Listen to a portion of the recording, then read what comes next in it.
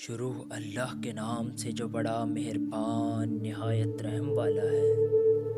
قسم ہے قرآن کریم کی تم یقیناً رسولوں میں سے ہو، سیدھے راستے پر ہو، اور یہ قرآن غالب اور رحیم ہستی کا نازل کرتا ہے تاکہ تم خبردار کرو ایک ایسی قوم کو جس کے باپ دادا خبرناک کیے گئے تھے اور اس وجہ سے وہ غفلت میں پڑے ہوئے ہیں۔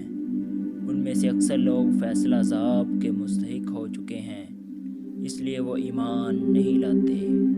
ہم نے ان کی گردنوں میں توپ ڈال دیے ہیں جن سے وہ ٹھوڑیوں تک جکڑے گئے ہیں، اس لیے وہ سر اٹھائے کھڑے ہیں۔ ہم نے ایک دیوار ان کے آگے کھڑی کر دی ہے اور ایک دیوار ان کے پیچھے۔ ہم نے اب انہیں ڈھانپ دیا ہے، انہیں اب کچھ نہیں سوجتا۔ ان کے لیے یکساں ہے، تم انہیں خبردار کرو یا نہ کرو، یہ نہ مانیں گے۔ تم تو اسی شخص کو خبردار کر سکتے ہو جو نصیحت کی پیروی کرے اور بے دیکھے خدائے رہنما سے ڈرے، اسے مغفرت اور اجر عظیم کی بشارت دے دو۔ ہم یقیناً ایک روز مردوں کو زندہ کرنے والے ہیں۔ جو کچھ کام انہوں نے کیے ہیں وہ سب ہم لکھتے جا رہے ہیں، اور جو کچھ آثار انہوں نے پیچھے چھوڑے ہیں وہ بھی ہم ضبط کر رہے ہیں۔ ہر چیز کو ہم نے ایک کھلی کتاب میں درج کر رکھا ہے۔ انہیں مثال کے طور پر ان بستی والوں کا قصہ سناؤ جب اس میں رسول آئے تھے۔ ہم نے ان کی طرف 2 رسول بھیجے اور انہوں نے دونوں کو جھٹلا دیا۔ پھر ہم نے تیسرا مدد کے لیے بھیجا اور ان سب نے کہا ہم تمہاری طرف رسول کی حیثیت سے بھیجے گئے ہیں۔ بستی والوں نے کہا تم کچھ نہیں ہو مگر ہم جیسے چند انسان، اور خدائے رہنما نے ہر چیز ہر کسی کو نازل نہیں کی، تم محض جھوٹ بولتے ہو۔ رسولوں نے کہا ہمارا رب جانتا ہے کہ ہم ضرور تمہاری طرف رسول بنا کر بھیجے گئے ہیں، اور ہم پر صاف صاف پیغام پہنچا دینے کے سوا کوئی ذمہ داری نہیں۔ بستی والے کہنے لگے ہم تو تمہیں اپنے لیے فعال بد سمجھتے ہیں، اگر تم باز نہ آئے تو ہم تمہیں سنسار کر دیں گے اور ہم سے تم بڑی دردناک سزا پاؤ گے۔ رسولوں نے جواب دیا تمہاری فعال بد تو تمہارے اپنے ساتھ لگی ہوئی ہے۔ کیا یہ باتیں تم اس لیے کرتے ہو کہ تمہیں نصیحت کی گئی؟ اصل بات یہ ہے کہ تم حد سے گزرے ہوئے لوگ ہو۔ اتنے میں شہر کے دور دراز گوشے سے ایک شخص دوڑتا ہوا آیا اور بولا اے میری قوم کے لوگو، رسولوں کی پیروی اختیار کر لو، پیروی کرو ان لوگوں کی جو تم سے کوئی اجر نہیں چاہتے اور ٹھیک راستے پر ہیں۔ آخر کیوں نہ میں اس ہستی کی بندگی کروں جس نے مجھے پیدا کیا اور جس کی طرف تم سب کو پلٹ کر جانا ہے؟ کیا میں اسے چھوڑ کر دوسرے معبود بنا لوں؟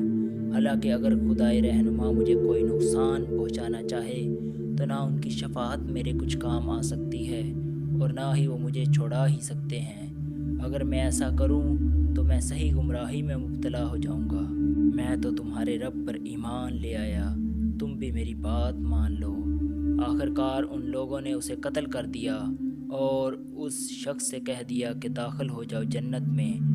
اس نے کہا کاش میری قوم کو معلوم ہوتا کہ میرے رب نے کس چیز کی بدولت میری مغفرت فرما دی اور مجھے باعزت لوگوں میں داخل فرمایا۔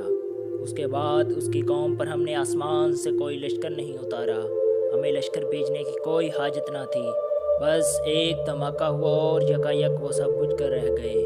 افسوس بندوں کے حال پر جو رسول بھی اس کے پاس آیا اور اس کا وہ مذاق ہی اڑاتے رہے۔ کیا انہوں نے دیکھا نہیں کہ ان سے پہلے کتنی ہی قوموں کو ہم ہلاک کر چکے ہیں اور اس کے بعد وہ پھر کبھی ان کی طرف پلٹ کر نہ آئے؟ ان سب کو ایک روز ہمارے سامنے حاضر کیا جانا ہے۔ ان لوگوں کے لیے بے جان زمین ایک نشانی ہے، ہم نے اس کو زندگی بخشی اور اس سے غلہ نکالا جسے یہ کھاتے ہیں۔ ہم نے اس میں کھجوروں اور انگوروں کے باغ پیدا کیے اور اس کے اندر چشمے پھوٹ نکالے تاکہ یہ اس کے پھل کھائیں۔ یہ سب کچھ ان کے اپنے ہاتھوں کا پیدا کیا ہوا نہیں ہے، پھر کیا یہ شکر ادا نہیں کرتے؟ پاک وہ ذات جس نے جملہ اقسام کے جوڑے پیدا کیے، خواہ وہ زمین کی نباتات میں سے ہو یا پھر ان کی اپنی جنس یعنی بنی نوع انسانوں میں سے، یا ان اشیاء میں سے جن کو یہ جانتے تک نہیں۔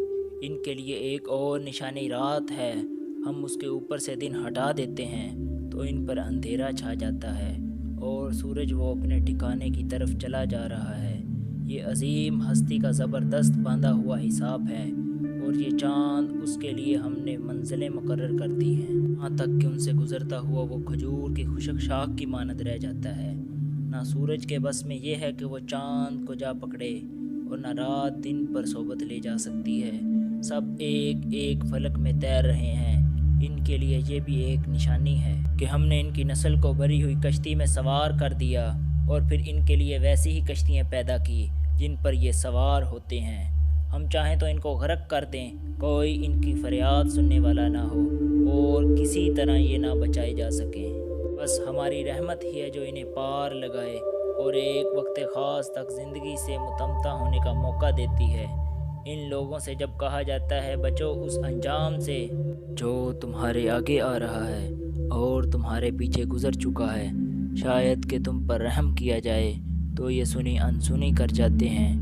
ان کے سامنے ان کے رب کی آیات میں سے جو بھی آیات آتی ہیں، یہ اس کی طرف التفات نہیں کرتے، اور جب ان سے کہا جاتا ہے اللہ نے جو رزق تمہیں عطا کیا اس میں سے کچھ اللہ کی راہ میں خرچ کرو، تو یہ لوگ جنہوں نے کفر کیا ایمان لانے والوں کو جواب دیتے ہیں کہ ہم ان کو کھلائیں جنہیں اگر اللہ چاہتا تو خود کھلا دیتا، تم تو بالکل ہی بہک گئے ہو۔ یہ لوگ کہتے ہیں کہ قیامت کی دھمکی آخر کب پوری ہوگی، بتاؤ اگر تم سچے ہو۔ دراصل یہ جس چیز کی راہ تک رہے ہیں وہ بس ایک دھماکہ ہے جو یکا یک انہیں عین اس حالت میں دھر لے گا جب یہ اپنے دنیاوی معاملات میں جکڑ رہے ہوں گے، اور اس وقت یہ وصیت تک نہ کر سکیں گے، نہ اپنے گھروں کو پلٹ سکیں گے۔ پھر ایک سور پھونکا جائے گا اور یکا یک اپنے رب کے حضور پیش ہونے کے لیے اپنی قبروں سے نکل پڑیں گے، گھبرا کر کہیں گے ارے یہ کس نے ہمیں ہماری خواب گاہوں سے اٹھا کر کھڑا کر دیا۔ یہ وہی چیز ہے جس کا خدائے رہنما نے وعدہ کیا تھا، اور رسولوں کی بات سچی تھی۔ ایک ہی زور کی آواز ہوگی اور سب کے سب ہمارے سامنے حاضر کر دیے جائیں گے۔ آج کسی پر زدہ برابر ظلم نہیں کیا جائے گا، اور تمہیں ویسا ہی بدلہ دیا جائے گا جیسے عمل تم کرتے رہے تھے۔ آج جنتی لوگ مزے کرنے میں مشغول ہیں، وہ اور ان کی بیویاں گھنے سایوں میں ہیں، مسندوں پر تکیہ لگائے ہوئے۔ ہر قسم کی لذیذ چیزیں ان کے پاس کھانے پینے کو وہاں موجود ہیں، جو کچھ وہ طلب کریں ان کے لیے وہ حاضر ہے۔ رب رحیم کی طرف سے ان کو سلام کہا گیا ہے، اور اے مجرموں آج تم چھٹ کر الگ ہو جاؤ۔ آدم کے بچوں کیا میں تم کو ہدایت نہ کی تھی کہ شیطان کی بندگی نہ کرو، وہ تمہارا کھلا دشمن ہے، اور میری ہی بندگی کرو، یہ سیدھا راستہ ہے۔ مگر اس کے باوجود اس نے تم میں سے ایک روح کثیر کو گمراہ کر دیا۔ کیا تم عقل نہیں رکھتے تھے؟ یہ وہی جہنم ہے جس سے تم کو ڈرایا جاتا رہا۔ جو کفر تم دنیا میں کرتے رہے ہو اس کی بداشت میں اب اس کا ایندھن بنو۔ آج ہم ان کی منہ بند کیے دیتے ہیں، ان کے ہاتھ ہم سے بولیں گے اور ان کے پاؤں گواہی دیں گے کہ یہ دنیا میں کیا کمائی کرتے رہے ہیں۔ ہم چاہیں تو ان کی آنکھیں موند دیں، پھر یہ راستے کی طرف لپک کر دیکھیں، کہاں سے انہیں راستہ سجائی دے گا۔ ہم چاہیں تو انہیں ان کی جگہ ہی پر اس طرح مسک کر رکھ دیں کہ یہ نہ آگے چل سکیں نہ پیچھے پلٹ سکیں۔ جس شخص کو ہم لمبی عمر دیتے ہیں اس کی ساخت کو ہم الٹ ہی دیتے ہیں۔ یہ حالات دیکھ کر انہیں عقل نہیں آتی؟ ہم نے اس نبی کو شعر نہیں سکھایا، اور نہ شاعری ہی اس کو زیب دیتی ہے۔